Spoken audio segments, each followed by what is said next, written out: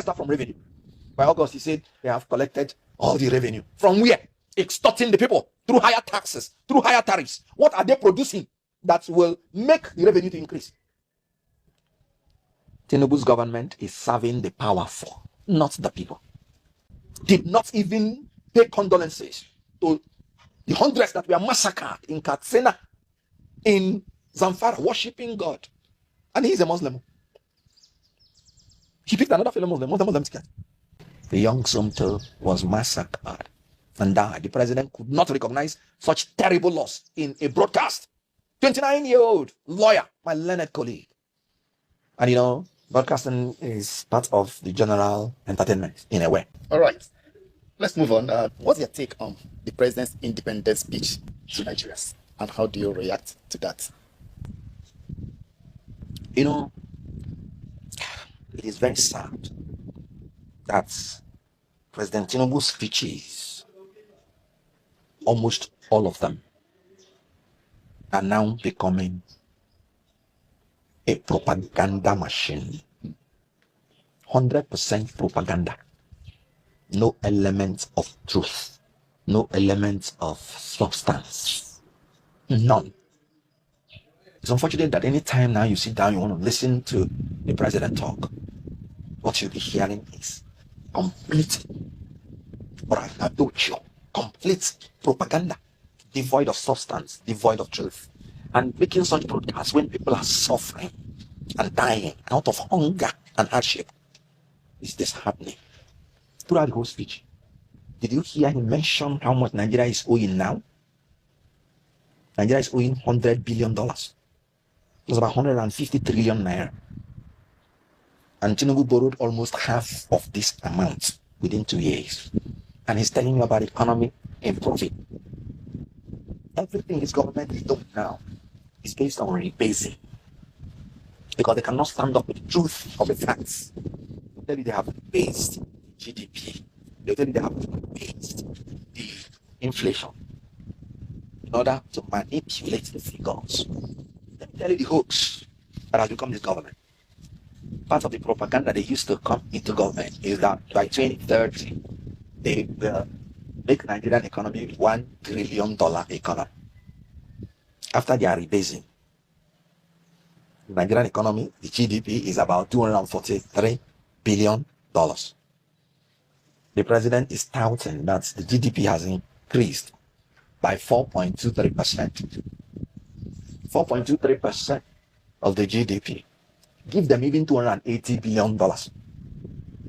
They attach them that because at times they would issue the propaganda that is $280 billion. Because basically it's about 372 point something trillion naira, which is about $243 billion. But give them even $280 billion, growing at the rate of 4.24%, meaning each year there will be a growth of about $11.9 billion. In 5 years, it will be about $60 billion. If you add that to $280 billion, it will be about $340 billion by 2030. Not even up to about 30% of the propaganda that this government is deceiving people about $1 trillion 2030. Creating false hopes, creating false impression. Look at that speech. Did not even pay condolences to the hundreds that were massacred in Katsina, in Zamfara, worshipping God. And he's a Muslim. He picked another fellow Muslim. What's the Muslim ticket? Muslims dying in droves. Nothing to signify the level of security. And you can see how the young Somto Chukwu Maduago was murdered as a result of the insecurity problem. That is why people will tell you that when it comes to insecurity, you can't allow a criminal's 1% success. Because that 1% success can lead to irreparable, irreplaceable loss, which will be 100% to the people that are the victims of this. The young Sumter was massacred and died. The president could not recognize such terrible loss in a broadcast. 29-year-old lawyer, my learned colleague. And you know, broadcasting is part of the general entertainment in a way. They educate, they inform. And yet you have a president that is dishing out propaganda in the name of broadcast on an independent an independence celebration. Now, what are the contents of his speech? He told you that inflation has gone down to 20 point something %. Rebased. Please, has the cost of fuel per liter gone down? Has the cost of PMS, which is powering the whole inflation determination, has it gone down? Where did they get that figure from? Rebased. The cost of food, the only ones that have gone down are the ones that they harmfully ordered their importation. Rice, maize, and another crop. They imported it in order to create the impression that things are not going haywire. So if you go to the market, you will see the prices of all those ones that are not being imported still very high and has even gone up. And then those ones that they are now importing, the expired rice and all those things. Because they say these are some of the rice that they've stored abroad for more than 10 years. Why make the farmers to go and suffer under the security to produce, and they cannot sell now because you have ordered importation when you know that the prices are going haywire? Unhealthy food. And it's a president that is telling you things are improving. If people are not dying in your village because of hunger and hardship, they are dying in my village in Soka because of hunger and hardship. So all those talk, they are simply bewitching Nigeria. I have said it before. And whatever APC says about itself is a lie. But they have upgraded now from the level of lies to the level of bewitchment through enchantments. That's what they're doing. Falsehood is no longer enough. They've now grown to enchantments so that they can bewitch. Now, what was the president saying? In the economy, he wants to let you know that non-oil export is improving. On what? Let's start from revenue. By August, he said they have collected all the revenue. From where? Extorting the people through higher taxes, through higher tariffs. What are they producing that will make the revenue to increase? Tinubu's government is serving the powerful, not the people. Can you imagine? In that speech, he said they have shared 330 billion naira in social investment program. To who? They say 8 million homes. They say 25,000 per month. Some have received 2 months. Where are they? People are moving more into poverty, and you're saying you're sharing money. But here is the annoying thing.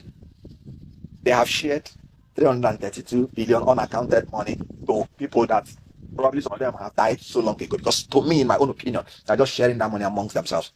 Recalling what happened, that EFCC is investigating that ministry. One person being found to be cutting away 40 billion naira. Tinubu's humanitarian minister, within days or weeks of operating as a minister, billions, 3.2 billion then was brought out. And they said they were going to give 500 and something million to 4 states. And almost 3 billion was used, they say, consultancy. You will see a minister getting as big as 400 and something million. They say consultancy to tell us how many number of poor people in the states. So that money you saw, in my own opinion, is being shared among the powerful and the people who are students in the name of Nel Fund, in the name of youth credo, or what do you call it? Corporation credo, youth credo. They say they are lending money to the youths. They will borrow to youths, lend to industries. But they will bring money in the name of social investment program and share among the powerful in the name of sharing it to homes. Assuming you're even sharing it to homes, you're teaching them to eat fish. So after the 3 months, what will each person use 75,000 to do after 3 months? No, what can 25,000 naira afford you? If you had used that 330 billion naira, for instance, in power, you know what it would have done? It will help most of those homes you're seeing to be able to start doing something and their children from their house, because there is availability of power.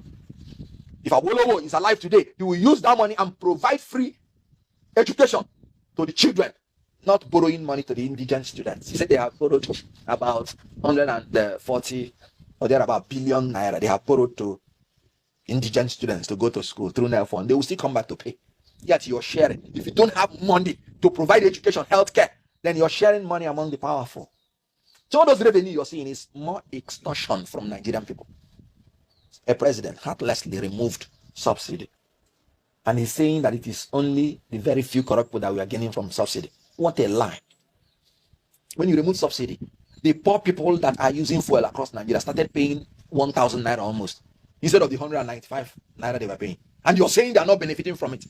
No. Nigerians, we are benefiting. But here is the catch. I have never supported retaining the subsidy.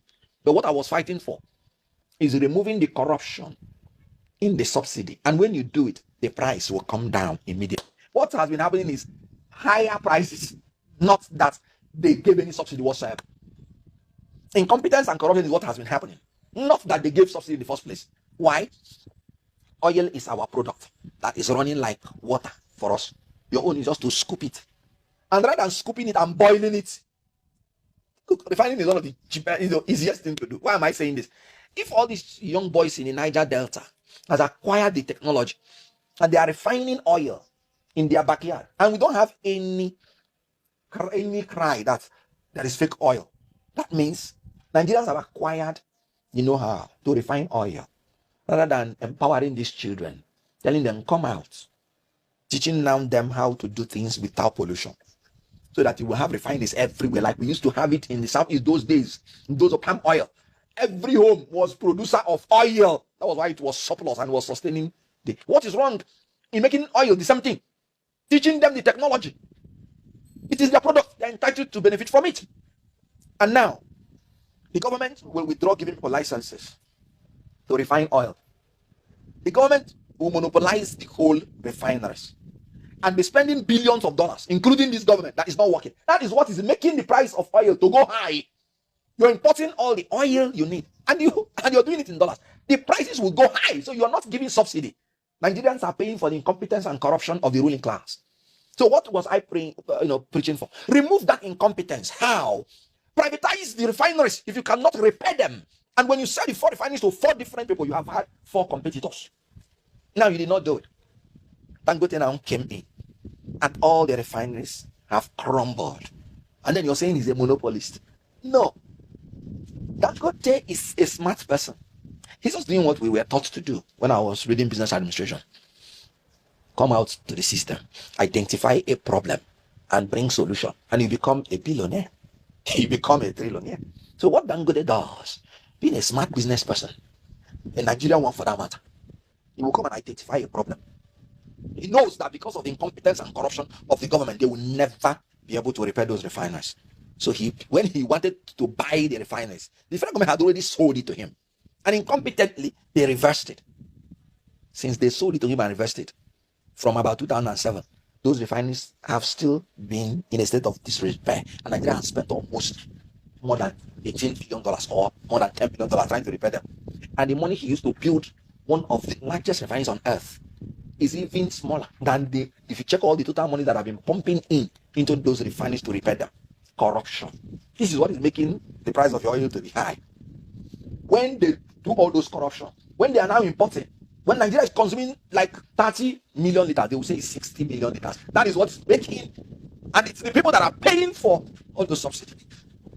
That is what is making, purportedly making those subsidies. When you remove those things, assuming that we have now 5 major competitors like Dangote, that's when you will know that the Dangote will be selling that oil even 300 naira a liter, and nothing will happen.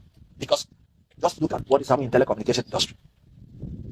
When Nigeria wanted to start telecommunication industry, people were paying us billions of dollars to get the license because they know that we have the market. And when they got the license, they did what we did. They established telecommunication industry. Till today, the cost of our data, telecommunication, has not gone haywire relative to the economic environment. But the fuel, the oil that we have in our own land, somebody will tell you subsidy. There's nothing like subsidy in the first place. It's inefficiency and corruption. So Tinubu removing oil subsidy. The first interview I granted 24 hours after removing, I said, sir, please don't. What you should do is to ensure that there are regular supply and that there is no monopoly, and the price will come down on its own. Because get another Dangote, get 2 more Dangote, supply crude oil to them, and Nigeria will become net exporters of fuel, and the price will come down on its own. That's market forces. So let them not bamboozle you. What Tinubu did, and I'll tell you how Tinubu operates. Why I say he's serving the power for not the people. When they want to take policy, what they're looking for is how much money will it give us? How much revenue? Not how will it conduce to the welfare of the people. The broadcast is the 3rd time, meaning he's approaching his 3rd year in office. And some dimwits are still telling you that the administration is too young. 4 years is the term of office.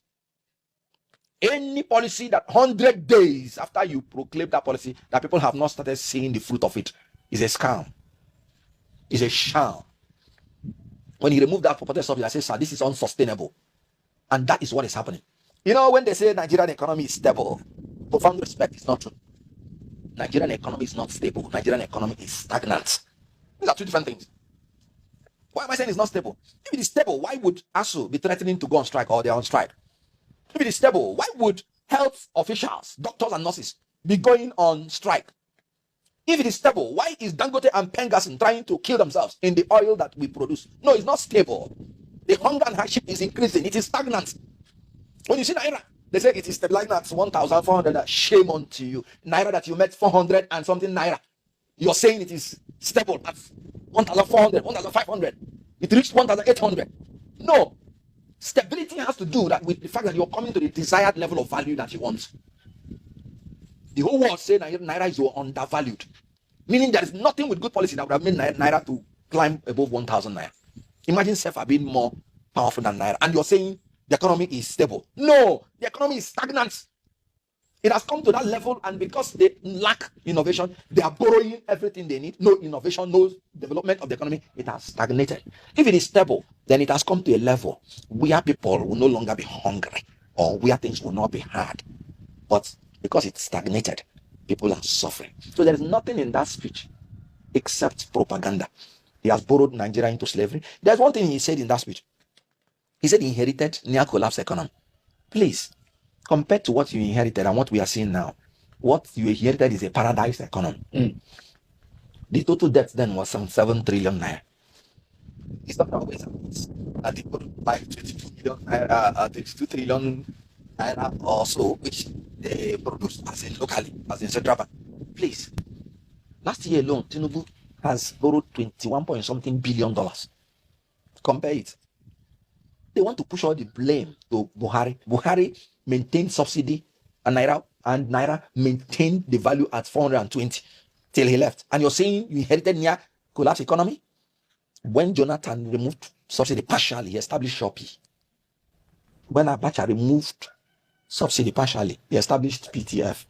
And what they were using it for, we know. When Tinubu removed subsidy completely, he established no developmental program. What are they using it for? Awarding a contract for 15 trillion naira, where himself and his family has interest to their friends. And you're saying you inherited near collapse economy, and you're using money to buy private jets, 150 billion naira, and you're driving on Cadillac Beast. Please, did your predecessor drive on such cars? Did they ride on such plane? That is what is killing our economy. You did not inherit near collapse economy, sir. You are collapsing the economy through profligacy. He's running the highest bureaucracy in Nigeria.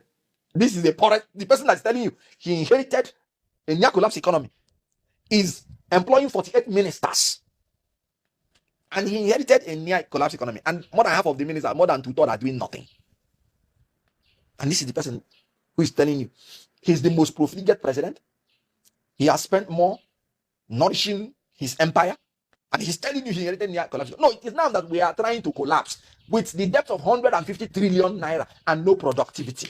Let them tell me one product Nigeria is producing that we are boasting that we are exporting. They say non-export has increased. This and that. No, the revenue that has increased came from the extortion of the Nigerian people. So that broadcast for me.